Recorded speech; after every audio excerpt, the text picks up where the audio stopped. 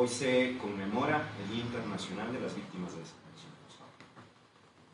Y al hacerlo creo que es importante que reflexionemos que la noción de víctima, cuando de una desaparición se trata, no se limita a la persona que ha desaparecido, aunque usualmente nos enfocamos en la situación de esa persona, de quien ha desaparecido.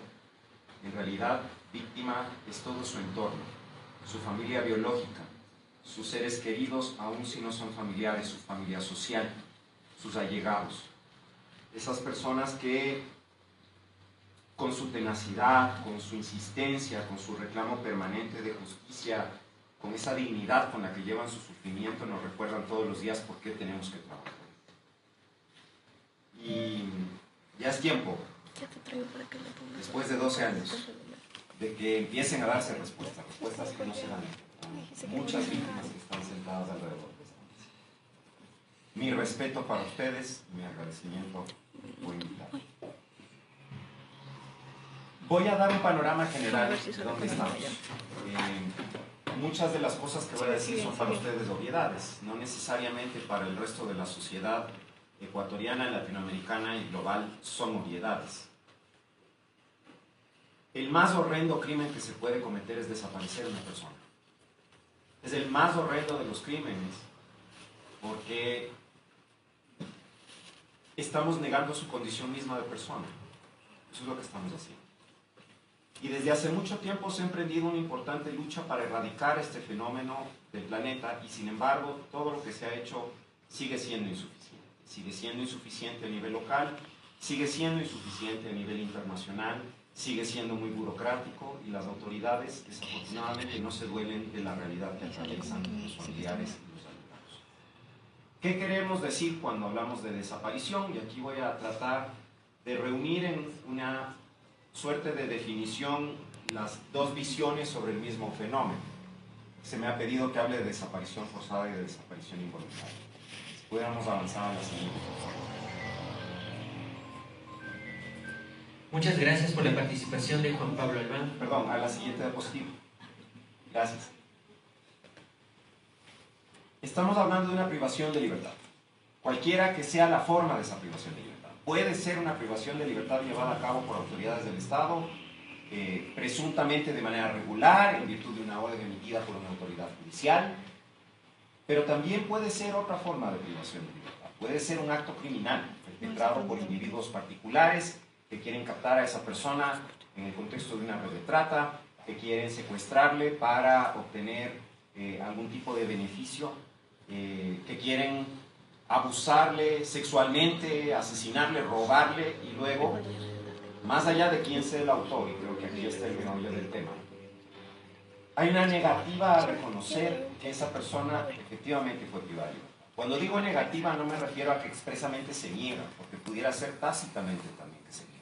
No se acepta que la persona ha sido privada de libertad, se la oculta y no se informa sobre su destino, sobre su paradero.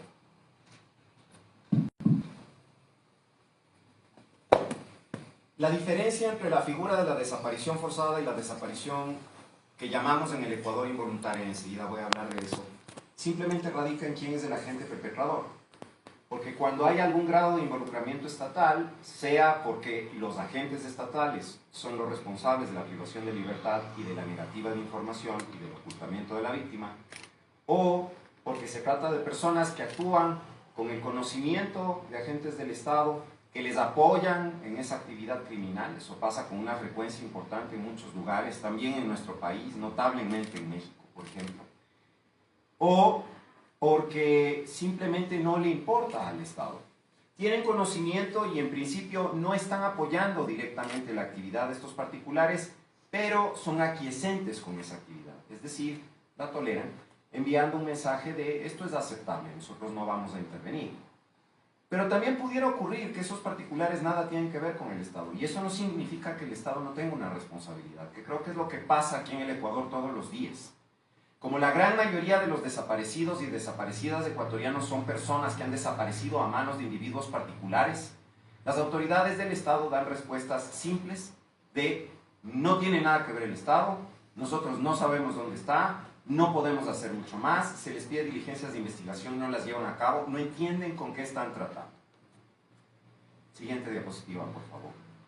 Esto tiene dos efectos gravísimos. El primero de ellos es que la persona está totalmente fuera del ámbito de protección del derecho. No puede ejercer en consecuencia, y ese es el segundo efecto, ninguno de sus derechos. No puede expresarse, no puede movilizarse, no puede asociarse, no puede reunirse, no puede ejercer ningún derecho. Y como decía hace un momento, eso esencialmente lo que significa es que negamos que sea una persona. Este no es un fenómeno nuevo. Siguiente diapositiva, por favor. Es un fenómeno que viene de hace mucho tiempo y tenemos el dudoso honor en nuestra región de ser la primera región donde se practicó de manera masiva la desaparición. Ocurrió en El Salvador en la década de los 30, en el contexto de un levantamiento popular en contra del gobierno de la época, que asesinó a más de 40.000 campesinos y a los efectos de negar sus asesinatos, ocultó sus cuerpos.